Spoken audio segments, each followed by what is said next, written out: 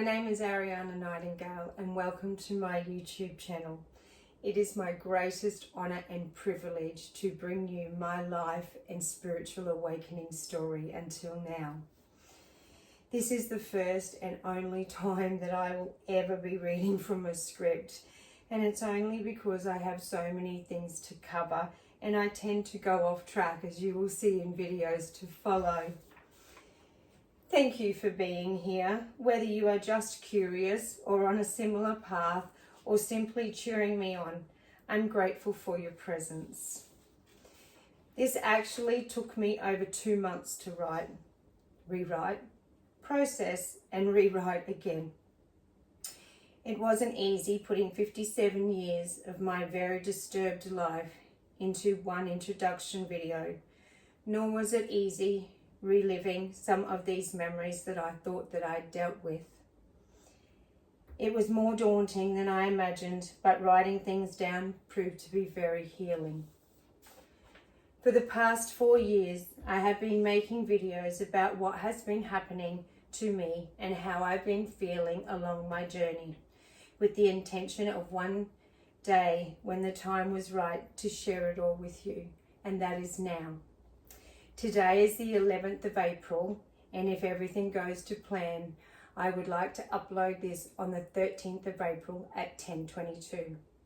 There are 3 reasons why I'd like to do this. The first reason is that my name will be official 2 years since I've changed to Ariana Nightingale from Lisa Ryan.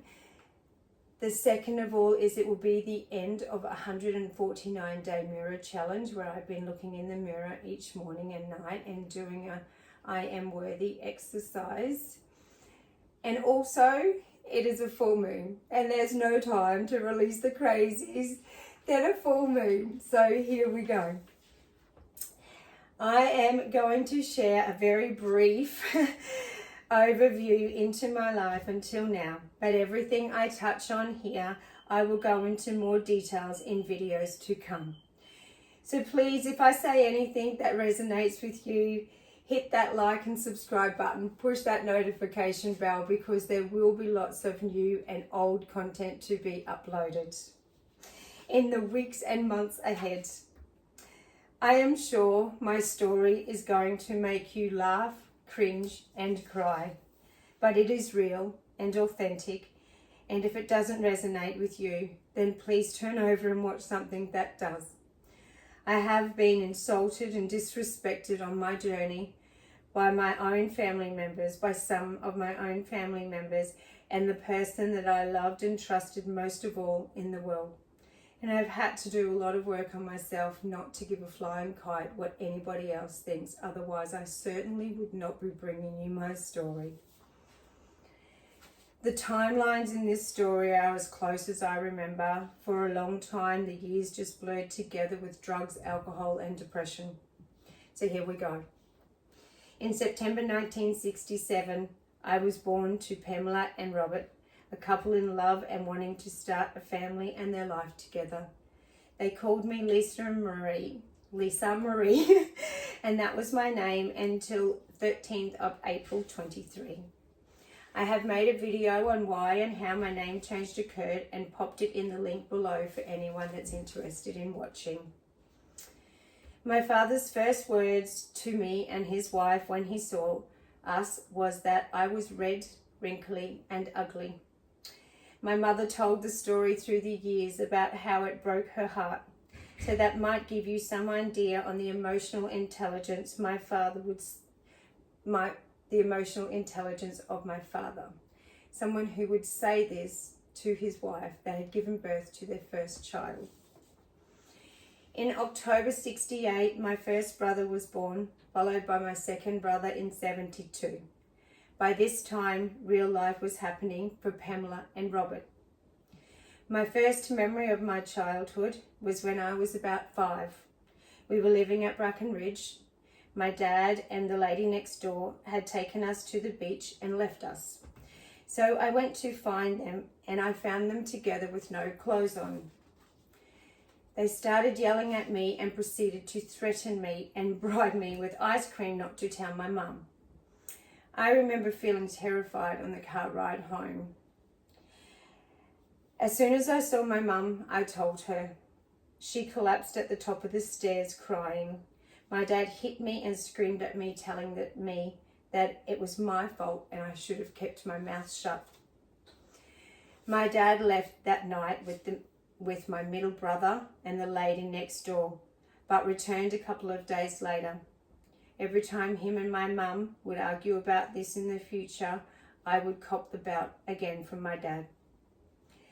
At the same time as this was happening, my friend that lived across the road had an older brother, and he was about 18, showing me comfort in his bedroom. He said that he loved me and he wanted to show me, but if I told anybody that he would have to hurt me. This was my twisted perception of love at 5. I started grade 1 at Brackenridge and I wouldn't stop running home, so they literally tied me to the chair with rope. I detested school from the day I started until the day I left. I don't like learning about things that are irrelevant in my life, and I don't like being told what to do, and nor do I like rules. From Brackenridge, we moved to Albany Creek, where we lived for a couple of years. In that time, I managed to get myself kicked out of ballet classes at 7 or 8 for vandalising the sign-in book, I believe. I had a really bad push bike accident that made a mess of my face.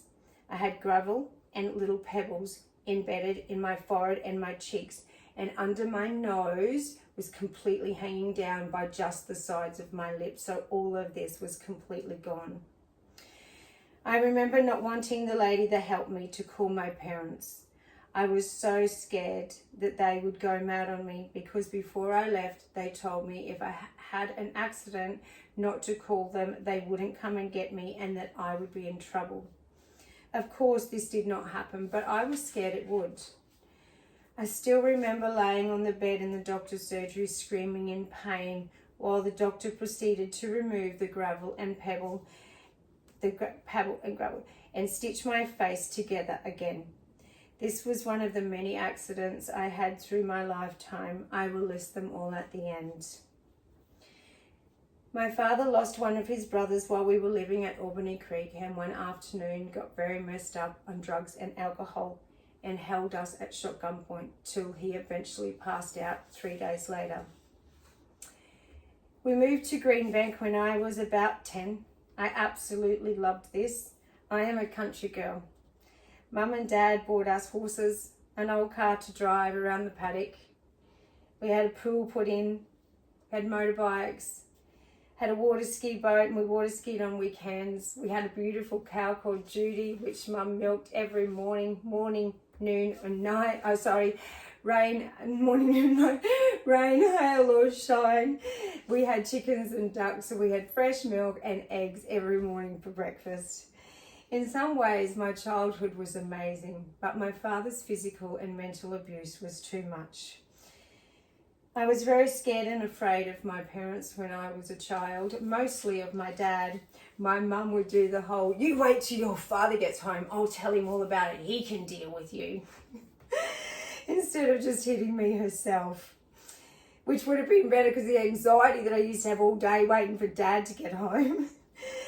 My parents never told me that they loved me or showed me any affection, any loving affection. I experienced sexual abuse about another dozen times after moving to Greenbank with a particular uncle on family gatherings until I was about 13 or 14. But my father's mental and physical abuse continued. I remember when I was 14, I was standing in the kitchen enjoying my mum's baking when my father told me that I was too fat and no one would want to marry someone that was too fat. So this was the day that my 40-year bulimia journey began. One afternoon, in a drunken rage, my dad started punching into my mum in the kitchen again, but this time something snapped inside me.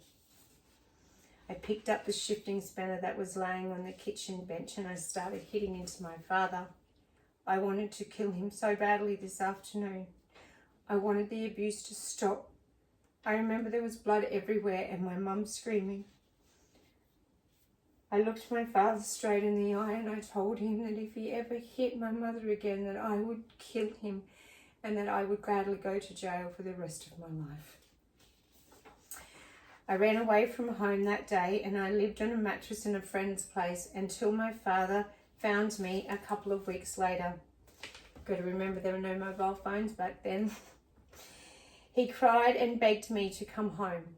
I never saw my father hit my mother again in front of me after that day. But one night, about 18 months later, I had friends staying over and my father got extremely drunk again. And we were all woken up in the middle of the night by my father pulling me out of bed and punching into me. This time I left home for good. When I was nearly 15, I started my first long-term relationship and that lasted for about 5 years. When it ended, I tried to take my life with an overdose of tablets. But not 12 months later, I was standing at the altar with another man getting married. My husband had already cheated before we got married, but nevertheless, I still went ahead with it anyway. For as long as I could remember, all I wanted to do was get married and have babies. I didn't even discuss having children with my first husband. I just felt pregnant. We had 2 beautiful children together, but after 10 years of a roller coaster marriage, I called it quits. After the heartbreak of my marriage ending, I turned to alcohol, drugs, stripping, and to pay the bills. I had featured on the cover and centerfold of Penthouse magazine in June '93, so getting work was easy. I was also working 40 to 50 hours a week as a nail technician. Not 18 months after the collapse of my first marriage, I was standing at the altar for the second time, 5 weeks off having my 3rd child. After the birth of my 3rd child, I suffered really bad postnatal depression. I was on a lot of medication, prescription medication that the doctors had prescribed to try and make me feel better. Some of them were Valium, Seroquel, Zoloft was one of the many antidepressants that I had, Thyroxine, Tramadol for the pain, just to name a few. And then I would mix that with a bottle or 2 of a cheap wine each day. I admitted myself into a mental hospital in about 2002. I didn't want to be on planet Earth anymore. This was one of the lowest points of my life. For the next 25 years, I was pretty much numb on medication, alcohol, and in 2016, I stopped all medication on my own, and that is a whole nother story and video. My second husband and I separated after 5 years together. It was 100% my fault. He was and is a really good and kind man who did not deserve the way I treated him. Within weeks of separating from my second husband, I was shacked up with husband number 3. This was short-lived, and within about 4 or 5 years, it was all over, and I moved out. After this marriage fell apart, I got back with my second husband and we remarried in 2009. I don't know what he was thinking. I lost my mum to cancer that year, and in 2013, my father took his own life. In 2014, I called quits on the marriage again. I was very lost and I didn't even know it. I met another guy after this, and it took me 3 dates before I would even kiss him. I wasn't attracted to him at all, but nevertheless, I didn't want to be alone and found myself before long with my youngest son and myself living with him. I was drinking copious amounts of alcohol and popping pills like they were lollies and anything else that would try and make me feel good. In 2015, I met my 5th husband in Thailand, but this time I fell in love and I fell hard. He moved to Brisbane in May 2016, and in June 2018, we got married in what I can only describe as my fairy tale wedding to my Prince Charming. The whole 8 years we were together was some of the happiest years I'd experienced. I was in love and nothing else seemed to matter. We were each other's worlds. I had never felt such love for a man. I literally doted over him. There was not a cell in my body that did not think that we were going to die in each other's arms. In December of 2019, after experiencing excruciating pain for years and years, visiting doctors and specialists, the doctor's diagnosis to me was that I had degenerative disc in my neck that was causing the pain through my body, and that there was nothing they could do for me except eventually give me another neck operation, and there would be a high possibility that that would put me into a wheelchair. This was the day that I decided that I would never go to a doctor's for their advice again. I was either going to fix myself or kill myself. I couldn't sleep, sit, or even stand in the same position for too long. My body, face, and neck at this stage was in crippling and debilitating pain. But I was still holding it together most of the time, and I was Uber driving 12 hours a day and had been for 4 years. This was one of the problems. I was a workaholic with no love to one's self. In June 2019, I gave up alcohol, which was a massive part of my life and something I never thought that I would do. But I had found plant medicine, yes, cannabis, and was realizing that plant medicine made me feel good and made me feel things that I hadn't felt before, and alcohol made me feel terrible and numb. And I would just like to say that I was 100% against cannabis before this. I thought that everybody that smoked was losers. I was also a very opinionated person about things that I knew nothing about. But that is another whole video on my journey with cannabis. I also did ayahuasca, which is a form of plant medicine, in December 2020, and had my first past life regression. At this stage, I'd been trying to meditate for 5 minutes a day, but trying to stop my crazy busy mind was just a lot. In December 2020, after living with family for 2 years, I found my husband and I a beautiful little apartment, and we moved in. I remember we had 2 fold-out chairs because we had no furniture yet, but we were so happy. We were like teenagers in love. I decorated the unit and made it a beautiful home for us over the coming months. At this stage, I started to be in even more pain than before, which I didn't think was possible. Some days I would be rolling around the floor in excruciating pain. I also started to cry. And once I started to cry, 54 years of hurt, shame, guilt, embarrassment, and sadness just flooded out of me, and I couldn't stop it or control it, as you will see in the videos to follow. We were not allowed to cry as children. We were told to harden up, and we got in trouble if we didn't stop. We would get the belt. I started to tell my husband my deepest, darkest secrets as they were coming up and things that were happening to me, thinking that he was my best friend and my safe place. But in late 2021, my husband changed towards me, and I saw a side of him that I didn't like.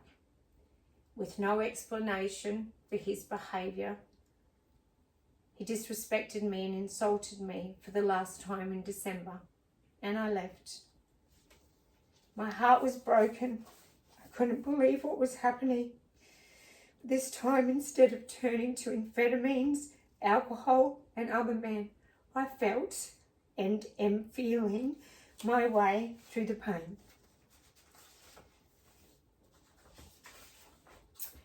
I went to stay at my friend's Ashwarya's, where I still live today, and we are the greatest of friends, and I'm so grateful for our journey together.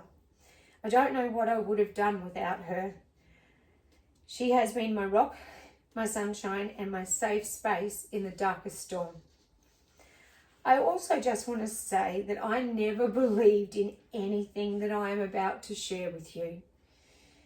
In the videos to come, I talk about a lot of things that I never believed in before this started happening to me. I didn't even believe in God. Now that just seems ridiculous. I couldn't even say the God word. In about 2021, I realized that one of my main spirit's guides was my father, and this didn't sit well with me. Anybody but him. But you will see in the videos to come how I healed my relationship with my dad, and I understand and love him very much today. The reason that I believe that I was in so much pain was because I had never stretched, had any rehabilitation, or on any injuries or on any surgeries that I'd ever had. Never had a massage, which I know now is crucial for your health and well-being. Never looked after myself in any way.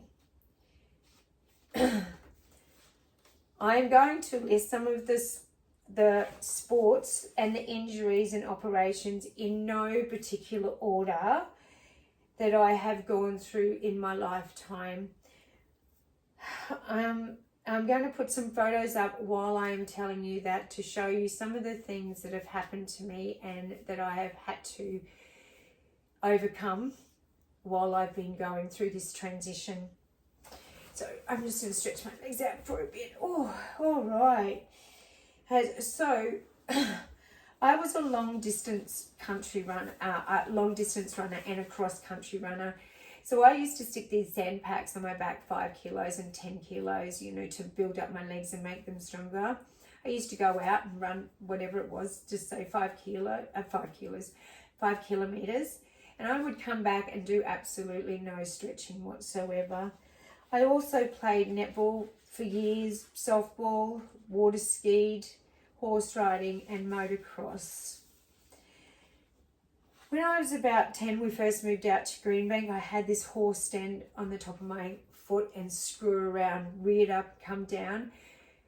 Had a shoe on, so it took all the skin off the top of my foot. My father's reaction to that was, "Oh my God, Lisa, you stupid idiot, you should have had shoes on." Never took me to the doctors. Get upstairs, let your mother have a look at it. So I know now I'm actually putting my feet back together again. So just being able to brush my feet, I'm actually feeling the trauma of that happening. So I also, when I was horse riding, had a stick go through this knee and out the other side. And then when it was a reaction thing, so it went down and I was like, oh, pulled it up and then it poked through down the middle. So I had these 2 sticks out there. So I had to go and have that operated on. That was about when I was about 11 or 12. I've had 3 breast augmentations. My first one when I was 17. I had a gallbladder operation in my 20s. 3 normal pregnancies and an ectopic pregnancy. I had a nose job with a piece of my ear taken and put across my nose, cut up from inside. Liposuction on the top of my legs and my stomach. Labia surgery. 2 twisted bowel operations, a week apart from each other, and then a full reconstruction, so scar reconstruction surgery on there. Years later, a facelift, a full facelift, a chin tuck, lower lid surgery. I've had neck surgery with a carbon fibre plate and a cage put in my neck. I had a torn hamstring in a water skiing accident. Carpal tunnel in both hands, where both hands were sliced open here. And once the stitches come out, I literally remember it opening up to about this wide and being able to see all my flesh inside my hands. It was awful. My really bad bike accident that I mentioned when I was about 7. Had concussion and split my head right open in a motocross accident. Broken wrist and with pins and plates here. A broken collarbone with pins and plates here. Countless amounts of scrapes and bruise and a broken toe, and I'm sure there's a couple that I can't remember. So you beautiful humans, this is a story about how, for the first time in my life, I went inside and I started to listen. Yay, last page. I'm never doing that again. I started to listen to what was going on inside my heart. And I started to do only the things that felt right. And I am about to share all of that with you. I am about to bare my heart and soul to the world and show you all about my journey and how hard it's been and how I still wouldn't change it for anything in the world. I love it. And I look forward to meeting and seeing my future self. I really do. Stop, Harriet. Stop. So I'm so grateful if you are still watching at the end of this. Thank you so much. Really appreciate your time, and wherever you are in the world, whether it be morning, noon or night, I send my love to you.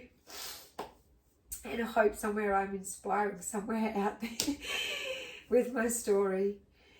Have a beautiful afternoon, morning, noon, wherever you are. From my heart to yours. Namaste.